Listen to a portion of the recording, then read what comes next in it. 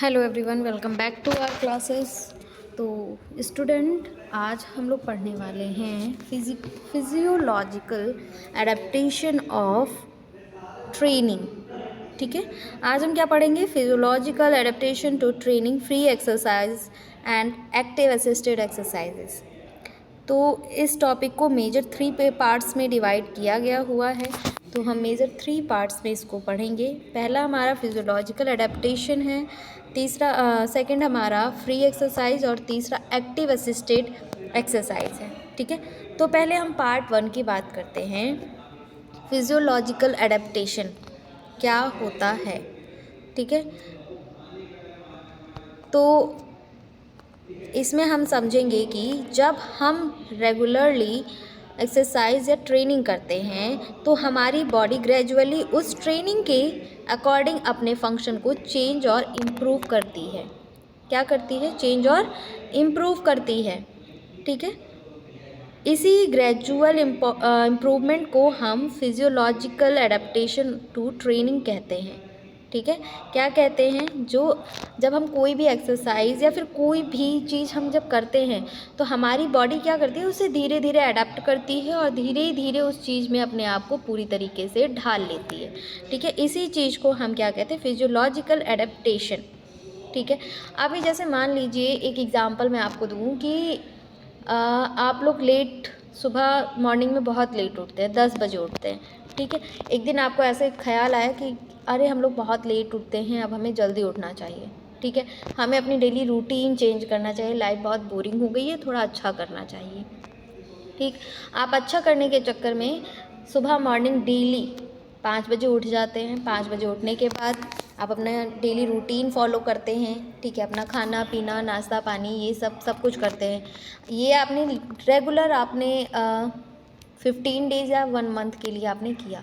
ठीक है, अब 15 डेज़ या 1 मंथ के बाद आप एक दिन अचानक से रेस्ट लेते कि अरे चलो अब बहुत हमने फॉलो कर लिया, अब रेस्ट करते हैं। ठीक है, लेकिन अब क्या हो गया है, आपकी बॉडी उस जो आपने एक्सरसाइजेस की हैं, जो भी आपने रूटीन फॉलो किया, उस रूटीन के अकॉर्डिंग आपकी बॉडी बन चुकी है।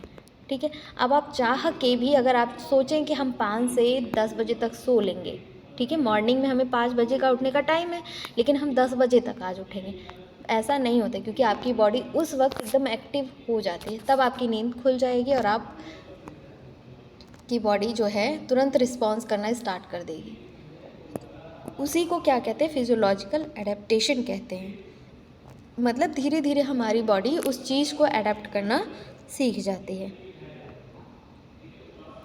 या फिर एक और एग्जांपल है, अगर कोई पर्सन, या फिर आप लोग अपने ऊपर ही ले जाइए कि अगर कोई पर्सन पहली बार 2 किलोमीटर दौड़ता है तो उसको जल्दी फटीग होती है। ठीक है, वो बहुत जल्दी थक जाता है और उसकी ब्रीदिंग फास्ट हो जाती है, मसल और टेंडरनेस हो जाती है। मसल में क्या हो जाती है? टेंडरनेस हो जाती है। लेकिन अगर वही पर्सन रेगुलरली रनिंग कर रहा है, रेगुलरली दौड़ रहा है, ठीक है, प्रैक्टिस कर रहा है, तो कुछ वीक्स या मंथ के बाद वो 2 किलोमीटर ईजिली कंप्लीट कर लेगा। ना तो उसे थकान होगी और ना ही उसकी मसल्स टेंडरनेस होंगी और ना ही उसको कोई और प्रॉब्लम होगी। ठीक है, बिकॉज बॉडी ट्रेनिंग के अकॉर्डिंग अडेप्ट हो गई है।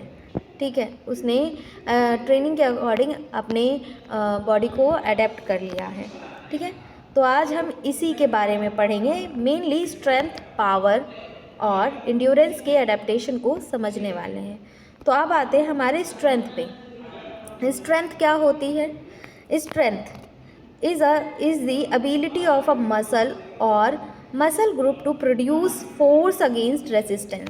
जैसे मसल कितनी मैक्सिमम फोर्स प्रोड्यूस कर सकती है, उससे स्ट्रेंथ कहते हैं। उसे क्या कहते हैं? उसे स्ट्रेंथ कहते हैं। फॉर एग्जांपल, अगर एक पर्सन 10 kg वेट लिफ्ट कर रहा है, अगर एक पर्सन 10 किलो वेट लिफ्ट कर रहा है और ग्रेजुअली ट्रेनिंग के बाद 20 किलो लिफ्ट करने लगता है, तो हम कह सकते हैं कि उसकी मसल पावर इम्प्रूव हुई है, यानी कि मसल स्ट्रेंथ उसकी इम्प्रूव हो गई है।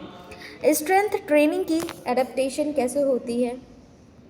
स्ट्रेंथ ट्रेनिंग के एडेप्टेशन रेगुलर स्ट्रेंथ ट्रेनिंग से बॉडी में सेवरल चेंजेस होते हैं, ठीक है। फर्स्ट, न्यूरोमस्कुलर कोऑर्डिनेशन इम्प्रूव होती है, ब्रेन और मसल के बीच कोऑर्डिनेशन बेटर हो जाती है। इनिशियली पर्सन किसी मूवमेंट को प्रॉपरली परफॉर्म नहीं कर पाता, ठीक है। ट्रेनिंग के बाद नर्वस सिस्टम मसल को इफ़िशिएंटली एक्टिव करना सिखाती है, ठीक है। सेकंड है आपका मोटर यूनिट रिक्रूटमेंट इम्प्रूव होता है। मसल को फोर्स प्रोड्यूस करने के लिए डिफरेंट मोटर यूनिट एक्टिवेट होते हैं, ठीक है। ट्रेनिंग के बाद बॉडी अप्रोप्रिएट मोटर यूनिट को मोर इफ़िशिएंटली रिक्रूट कर पाती है। थर्ड है आपका muscle hypertrophy. Long term resistance training के साथ मसल फाइबर का साइज इंक्रीज होता है, इसे मसल हाइपरट्रॉफी कहते हैं। फोर्थ है आपका heavy resistance tolerant. Heavy resistance tolerant, तो इसमें क्या है, रेगुलर ट्रेनिंग के बाद person gradually higher resistance handle कर सकता है। फॉर एग्जांपल जैसे 5 से 10 kg, 10 से 15 kg, बट प्रोग्रेशन हमेशा ग्रेजुअल होनी चाहिए, ठीक है। प्रोग्रेशन कैसी होनी चाहिए, ग्रेजुअल होनी चाहिए, ठीक है। नेक्स्ट आते हैं हम पावर पे, ठीक है। अब पावर क्या कहता है, पावर, स्ट्रेंथ और पावर सेम नहीं होते। पावर की डेफिनेशन है, power is the ability to produce force rapidly, ठीक है। फॉर्मूला याद रखिएगा, पावर का फॉर्मूला है फोर्स इनटू स्पीड, यानी सिर्फ फोर्स प्रोड्यूस करना इनफ नहीं है, फोर्स को क्विकली प्रोड्यूस करना भी इम्पॉर्टेंट है। फॉर एग्जांपल जैसे jumping, sprinting, throwing, explosive push करना, एक्सप्लोसिव पुश करना, ठीक है, और quickly climbing stairs. For example अगर एथलीट ग्राउंड से हाई जंप करता है तो उसको फोर्स भी चाहिए, और तो उसको फोर्स भी चाहिए और वो फोर्स वेरी क्विकली जनरेट भी करनी होती है। जैसे जंपिंग इज़ गुड एग्जाम्पल, ठीक है। पावर का सबसे गुड एग्जाम्पल क्या है, जंपिंग। स्ट्रेंथ विथ्स पावर, अब इन दोनों में डिफरेंस क्या है, तो स्ट्रेंथ मैक्सिमम फोर्स होती है और फोर्स पावर क्या होता है, force plus speed. Heavy weight को स्लोली लिफ्ट करना स्ट्रेंथ है, जंप करना पावर है। अब आते हैं इंड्योरेंस पे। इंड्योरेंस क्या है, इंड्योरेंस की डेफिनेशन है आपकी, endurance is the ability to perform an activity for a prolonged period without excessive fatigue। Body किसी एक्टिविटी को लॉन्ग ड्यूरेशन तक परफॉर्म कर सके और ईजिली फटीग ना हो, इस एबिलिटी को इंड्योरेंस कहते हैं। For example long distance walking, running, cycling, swimming. अगर एक पर्सन इनिशियली 10 मिनट वॉक करने के बाद टायर्ड हो जाता है, लेकिन रेगुलर ट्रेनिंग के बाद 30 से 40 मिनट वॉक कंफर्टेबली कर लेता है, तो उसकी इंड्योरेंस इम्प्रूव हुई है, ठीक है। नेक्स्ट है physiological adaptation with endurance training. Regular endurance training से मेनली कार्डियोवैस्कुलर, रेस्पिरेटरी और मस्कुलर सिस्टम इम्प्रूव होती है, ठीक है। कार्डियोवैस्कुलर सिस्टम हार्ट ब्लड को एफिशिएंटली पंप करता है, स्ट्रोक वॉल्यूम इम्प्रूव हो सकती है और मसल को ऑक्सीजन रिच ब्लड की डिलीवरी बेटर होती है, ठीक है। रेस्पिरेटरी सिस्टम पे आते हैं। अब रेस्पिरेटरी सिस्टम बॉडी ऑक्सीजन को एफिशिएंटली टेक और यूटिलाइज करना सिखाती है या फिर सीखती है। ब्रीथ एफिशिएंसी इम्प्रूव होती है, ठीक है। क्या होती है, ब्रीदिंग एफिशिएंसी इम्प्रूव होती है। नेक्स्ट है मस्कुलर एडेप्टेशन। मसल ऑक्सीजन को एफिशिएंटली यूटिलाइज करने लगती है। एरोबिक एनर्जी प्रोडक्शन इम्प्रूव होती है, इसीलिए फटीग कंपैरेटिवली लेट डेवलप होती है। अब आते हैं रिकवरी पे। Recovery, body recover faster after exercise. Regular training के साथ एक्सरसाइज के बाद बॉडी की रिकवरी कैपेसिटी इम्प्रूव होती है।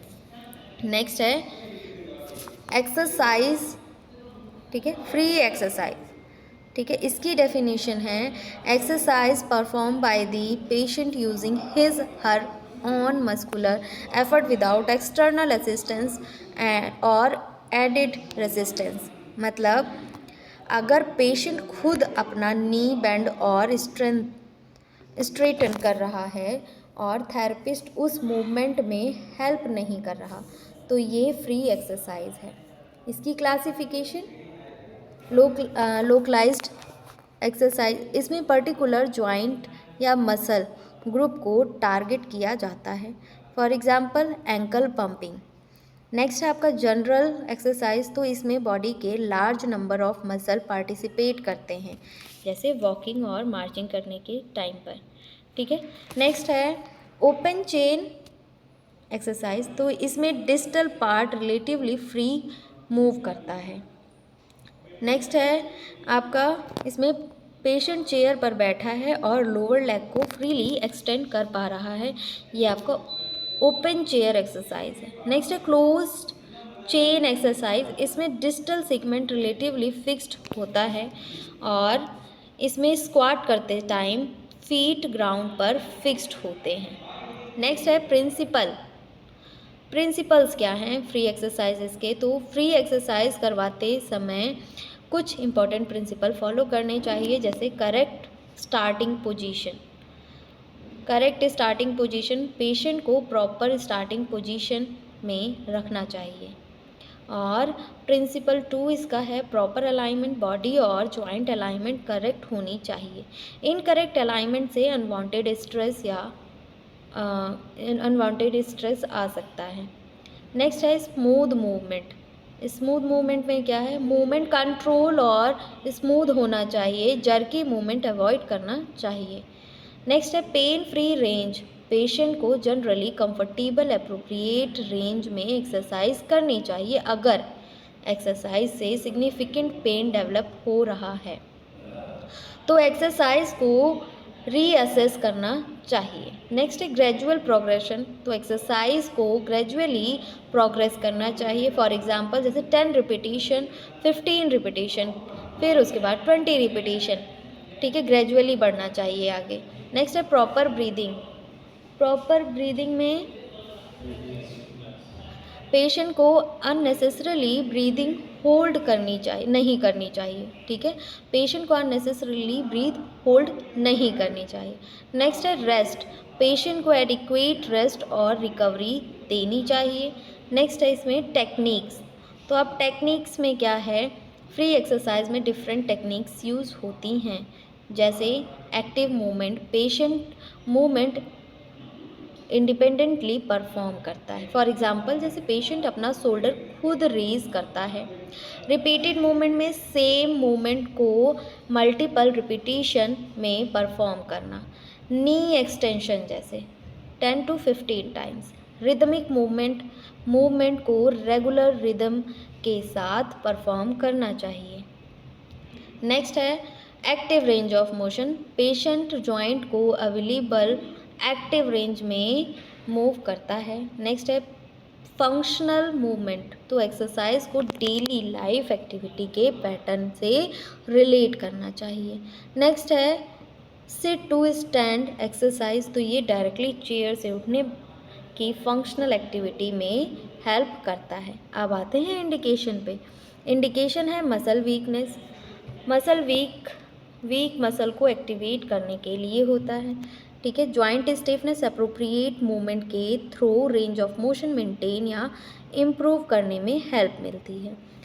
नेक्स्ट है range of motion, joint movement maintain करने के लिए। सर्कुलेशन, मसल कॉन्ट्रैक्शन सर्कुलेशन को सपोर्ट करता है, ठीक है। नेक्स्ट है कोऑर्डिनेशन, ब्रेन और मसल के कोऑर्डिनेशन को इम्प्रूव करने में हेल्प करता है। मसल इंड्योरेंस, रिपीटेड मूवमेंट के थ्रू इंड्योरेंस इम्प्रूव की जाती है। General fitness, overall physical fitness maintain करने में यूज़फुल होता है। नेक्स्ट है कॉन्ट्राइंडिकेशन इसके क्या हैं, इसका कॉन्ट्राइंडिकेशन है आपका हर पेशेंट को एक्सरसाइज नहीं करनी चाहिए बिना असेसमेंट के। एक्सरसाइज अवॉइड या मॉडिफाई की जा सकती है कुछ सिचुएशन के अकॉर्डिंग, जैसे acute severe pain, acute inflammation, unstable fracture, recent surgery when movement is restricted, severe fatigue, uncontrolled cardiovascular condition, severe dizziness, ऐसी कंडीशन जिसमें एक्सरसाइज से सिम्टम्स वर्सन हो सकते हैं। ऑलवेज पेशेंट की कंडीशन, प्रिकॉशन और मेडिकल इंस्ट्रक्शन को कंसिडर करना चाहिए। अब आते हैं इसके यूजेस पे, इफेक्ट्स एंड यूज़। तो first, muscle activation and strength, ठीक है। सेकंड है range of motion, circulation, coordination, endurance और फंक्शनल एबिलिटी, ठीक है। Use in early stage of rehabilitation as a part of warm up to maintain fitness for all age group with modification, ठीक है। सो ये सब था आपकी आज की क्लास में, ठीक है। बाकी का जो भी पोर्शन बचा हुआ है एक्टिव असिस्टेड एक्सरसाइज, ये हम आपकी नेक्स्ट क्लास में डिस्कस करेंगे। एक बार फिर से हम इसे रिवाइज कर लेते हैं। फ्री एक्सरसाइज को, जो मैंने अभी आपको क्लासिफिकेशन ये सब बताया है, इसे हम फिर से एक बार रिवाइज कर लेते हैं, ठीक है। मैंने आपको फ्री एक्सरसाइज में की क्लासिफिकेशन में मैंने बताया कि लोकलाइज्ड एक्सरसाइज इसमें की जाती है। इसमें पर्टिकुलर जॉइंट या मसल ग्रुप को टारगेट किया जाता है, ठीक है। नेक्स्ट है जनरल एक्सरसाइज। जनरल एक्सरसाइज, इसमें बॉडी के large number of muscle participate करते हैं। Open chained exercise, open change exercise में इसमें distal part relatively free move करता है, जैसे पेशेंट चेयर पर बैठा है और लोअर लेग को फ्रीली एक्सटेंड कर रहा है। नेक्स्ट है आपका क्लोज चेन एक्सरसाइज। इसमें डिस्टल सेगमेंट रिलेटिवली फिक्स्ड होता है। स्क्वाट करते टाइम फीट ग्राउंड पर फिक्स्ड होते हैं, ठीक है। प्रिंसिपल इसका था करेक्ट स्टार्टिंग पोजीशन, पेशेंट को प्रॉपर स्टार्टिंग पोजीशन में रखना चाहिए। प्रॉपर अलाइनमेंट, बॉडी और जॉइंट अलाइनमेंट करेक्ट होनी चाहिए। इनकरेक्ट अलाइनमेंट से अनवांटेड स्ट्रेस आता है। नेक्स्ट है स्मूथ मूवमेंट, मूवमेंट कंट्रोल और स्मूथ होनी चाहिए। जर्की मूवमेंट अवॉइड करना चाहिए। पेन फ्री रेंज, पेशेंट को जनरली कंफर्टेबल अप्रोप्रिएट रेंज में एक्सरसाइज करनी चाहिए, ठीक है। अगर एक्सरसाइज से सिग्निफिकेंट पेन डेवलप हो रहा है तो एक्सरसाइज को रीअसेस करना चाहिए। नेक्स्ट है gradual progression. Gradual progression, exercise को ग्रेजुअली प्रोग्रेस करना चाहिए, जैसे 10 रिपीटेशन से 15, 15 से 20, ठीक है। नेक्स्ट है प्रॉपर ब्रीदिंग, पेशेंट को अननेसेसरली ब्रीथ होल्ड नहीं करनी चाहिए, ठीक है। नेक्स्ट है रेस्ट, पेशेंट को एडिक्वेट रेस्ट और रिकवरी देनी चाहिए। अब आते हैं इसकी टेक्निक पे। तो टेक्निक्स हमने देखी इसकी एक्टिव मूवमेंट, रिपीटेड मूवमेंट और rhythmic movement, active range of motion, functional movement और सिट टू स्टैंड, ठीक है। ये हमने इसमें देखा, ठीक है। एक्टिव मूवमेंट में क्या है? एक्टिव मूवमेंट में पेशेंट मूवमेंट इंडिपेंडेंटली परफॉर्म करता है, ठीक है, जैसे अपने हाथों को खुद ऊपर उठाना। रिपीटेड मूवमेंट में सेम मूवमेंट को मल्टीपल रिपीटेशन में रिपीट करना, ठीक है। रिदमिक मूवमेंट में मूवमेंट को रेगुलर रिदम के साथ परफॉर्म करना। पेशेंट जॉइंट को अवेलेबल एक्टिव रेंज में मूव करना, ठीक है। एक्सरसाइज को डेली एक्टिविटी के पैटर्न में रिलेट करना। और सिट टू स्टैंड, ये डायरेक्टली चेयर से उठने की फंक्शनल एक्टिविटी में हेल्प करता है, ठीक है। नेक्स्ट है आपका इंडिकेशन ऑफ फ्री एक्सरसाइज। तो इसके इंडिकेशंस क्या थे? Muscle weakness, joint stiffness, range of motion, circulation और coordination, muscle endurance, general fitness और फंक्शनल एक्टिविटीज़, ठीक है। ये सब मैंने आपको रिपीट किया। इसके बाद हम पढ़ने वाले हैं कॉन्ट्राइंडिकेशन ऑफ फ्री एक्सरसाइज। तो क्या क्या कॉन्ट्राइंडिकेशंस होते हैं मैंने बताया। अक्यूट सीवियर पेन होता है, acute inflammation, unstable fracture, recent surgery when movement is restricted, severe fatigue, uncontrolled cardiovascular condition, severe dizziness, ऐसी कंडीशन जिसमें एक्सरसाइज से सिम्टम्स वर्सन हो सकते हैं। ऑलवेज पेशेंट की कंडीशन, प्रिकॉशन और मेडिकल इंस्ट्रक्शन को कंसिडर करना चाहिए। अब इसके uses muscle activation and strength के लिए, range of motion, circulation, coordination, endurance और फंक्शनल एबिलिटी के अकॉर्डिंग करना चाहिए। नेक्स्ट हम पढ़ेंगे इसमें असिस्टेड एक्सरसाइजेस। ठीक है, सो क्लास आज हम अपनी क्लास यहीं पर ही एंड करते हैं। क्लास को एंड करने से पहले आप लोगों के लिए एक नोटिस है जो मैं आपको बताना चाहती हूँ। ठीक है, अगर आप लोग अपना मेडिकल स्टोर चला रहे हैं और उसे फार्मा क्लिनिक में चेंज करना चाहते हैं तो आप लोगों के लिए बेस्ट है टेलीमेडिसिन कोर्स। ठीक है, इसमें आप लोगों को बताया जाएगा कि कैसे आप अपने मेडिकल स्टोर को कॉरपोरेट मेडिकल स्टोर से बेहतर कर सकते हैं और एक हेल्थ केयर का इकोसिस्टम डेवलपमेंट कर सकते हैं। ठीक है, और इसमें आप डॉक्टर से ऑडियो वीडियो कॉल पे कनेक्ट हो सकते हैं और आपकी इसमें फ़ीस होने वाली है 25,000।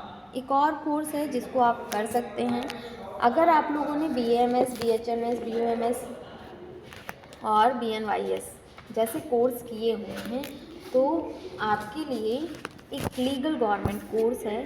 ठीक है, और ये प्राइमरी स्टेज पे एलोपैथिक प्रैक्टिस अगर आप लोग करना चाहते हैं तो आपके लिए लीगल गवर्नमेंट कोर्स है जिसका नाम है CCH।